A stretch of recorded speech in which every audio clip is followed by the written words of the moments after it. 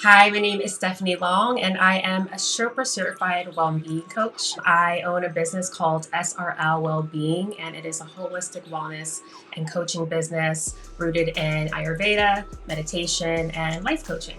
When I think of elevating, or I think of the word elevate, the word that comes to mind is ascension or rise. In 2019, I actually tattooed the word rise on the inside of my left wrist, just to kind of commemorate all of the challenges that I had overcome in a particularly turbulent period of my life. And it really just makes me think about the ways that we rise and rise again, especially as Black folks. And so for me, it's kind of my reminder to, keep going. It's a reminder of all that I am accomplishing and all that I will continue to accomplish because I am a resilient being and I have the tools and no challenge, no experience put before me is going to drown me. And then also when I hear the word elevate, I think about my work as a wellness practitioner and the privilege that I have to help to elevate my community through the wellness work that I do and helping people to not only realize their wholeness, but to reclaim their wholeness. So in 2018, I was actually diagnosed with generalized anxiety disorder. And my therapist at the time, her practice was really rooted in mindfulness and CBT, that's cognitive behavioral therapy. And so as a part of my treatment, she had me practice meditation. And I had already been practicing meditation before, but this was the first time that I really was intentional about doing it regularly and building a practice. And so, since then, over the years, I've really cultivated a regular practice for myself. When I started the Sherpa coaching program in 2021, part of that program was rooted in meditation. We learned how to do primordial sound meditation, which is basically a form of mantra meditation. And so through going through the Sherpa program, that's when I really started to expand my practice. I sit for about 30 minutes in the morning if I have time. And if I have some time in the evening, I'll sit and do some breathing and some breath work as well. I also love yoga. And for anyone who's into astrology out there, my moon is in Taurus. So I love being in nature. I feel the most connected and the most inspired when I'm in nature. I had a conversation with a spiritual advisor of mine 2 months ago, and we were looking at my astrology chart, and he was just reminding me that, you are more than likely to be the most in your power and the most connected to yourself, you're most grounded when you are in nature. So along with the meditation, along with the yoga, it's really important for me to get outside. I like to ride my bike, go to the park. I live in South Florida now after being in New York for like 8 or 9 years. So I now have the beach accessible to me, and I just love, sitting by the ocean, listening to the waves. So yeah, anything that helps me to feel centered and calm and at ease and grounded, that's really how I maintain my sense of peace. Mindfulness has really, it's definitely changed my outlook on life, especially since I started practicing Ayurveda in 2021. So Ayurveda, if you're not familiar, it's an ancient Vedic science that dates back to India, 5,000 years ago. And it's really rooted in understanding our body constitution, our makeup, and the things that keep us in balance and the things that can throw us out of balance. And so it really pushes you to consider everything you consume, not just food, but also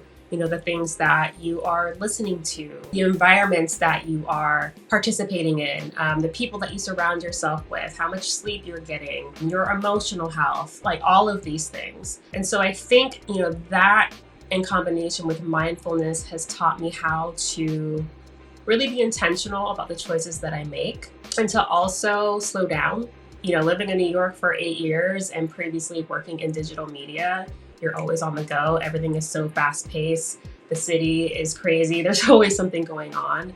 And so it's really easy to get lost in that hamster wheel, the hustle and bustle, and thus kind of I guess, lose that connection with yourself. And so, yeah, mindfulness is kind of my reminder to slow down, to pause, to be present, to go within. If I am feeling off balance or I'm feeling like, something's just not like feeling right in my body, then, it reminds me to kind of question why. What am I doing? What have my habits been like lately? How much sleep am I getting?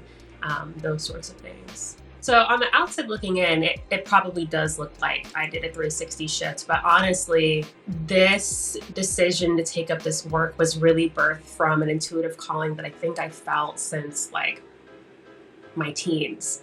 A lot of people don't know this, but I actually originally was a psychology major. And so I thought that I was going to become a therapist and help to heal people in that way. I was the person in high school, like a lot of people would come to vent and like get advice, and everyone was just kind of like, oh, Stephanie, like your presence in my life is it's so healing and so grounding. And I just always kind of felt this call to, serve my community in that way. Of course, I ended up going the journalism route. And it's interesting because even though I did start in entertainment journalism, I did an internship with Vibe magazine, eventually made my way over to iOne Digital, where I was covering mostly music and entertainment.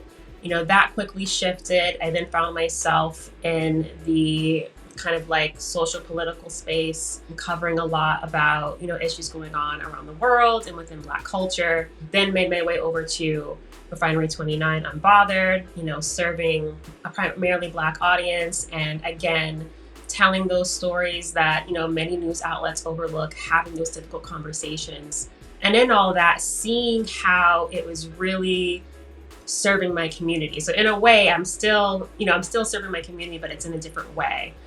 And so I'd say maybe it was probably after the pandemic when my focus started to shift. And then I started working primarily within the wellness and the spirituality and health space. And honestly, it all just kind of fell in place from there. I remember before everything had shut down one day, I was going to therapy actually right before work. And I was riding on the train and I heard a voice in my head that was just kind of like mindfulness coaching, and it came out of nowhere. So I'm sitting on the train, I'm like, why is mindfulness coaching just randomly like popping into my head right now? But that was the seed that is now sprouting, into this career shift that I've made. I think this shift, it was also built from or birthed from the awareness that the wellness industry was not built with folks like, you and I in mind. It wasn't built with Black folks and their wellness in mind. Self-care, despite its really Black and really radical roots, is not always synonymous with Black existence. For example, like in addition to navigating like trauma resulting from racism, classism, sexism, anti-trans violence, and everything that goes on in the world, Black women and femmes, we're expected to be strong. We are expected to be caretakers. We're expected to show up, and we're not allowed to be vulnerable. And we do all of this to our detriment. Queer folks and the particular needs of the LGBTQ community are often overlooked within the wellness space. And then on top of all of that, the wellness industry does this thing where it tells us that wellness can be bought. It takes us away from the innate ability and the innate power that we have as Black and brown folks and Indigenous folks, especially, have to heal ourselves. And so I just really felt a calling to, follow that intuitive pull and to explore what, at the time, mindfulness coaching could look like, and how I could maybe fill a void and provide a space for Black and brown folks to reclaim that inherent wisdom and reclaim their power that I think, the wellness industry takes away from us through the commodification of many of our practices, from our ancestors and our elders. And so it's really exciting. I did a soft launch of SRL Wellbeing back in December. And then I did the official launch in January. So I'm slowly building the client roster, finished the Chopra program, got all my certifications. And so, now I'm just really focused on, bringing clients in, and I am going to start sending out a newsletter monthly at the top of April. And then I'll also start doing some virtual events so people can stay tuned for some group meditations. There'll be some workshops coming up. I have a member portal that I'm putting together where people can sign up for a subscription and gain access to recorded guided meditations, worksheets, many different resources that can help them in beginning their well-being journey, whether they want to learn how to meditate, whether they want to explore Ayurveda, whether they want to learn more about, how all these things can benefit them. That will be available. And yeah, I'm really excited, as a well-being coach. I'm really passionate about just kind of, being a mirror, and again, just like reflecting that inherent power and wisdom and brilliance that resides within all of us. And so, through this work that I'm doing and through these things that I'll be planning and rolling out over the next few months, my role is really just to remind everyone of their wholeness and their unlimited potential. So yeah, I'm really, really excited. This is Stephanie Long, and you are tuned into Elevate.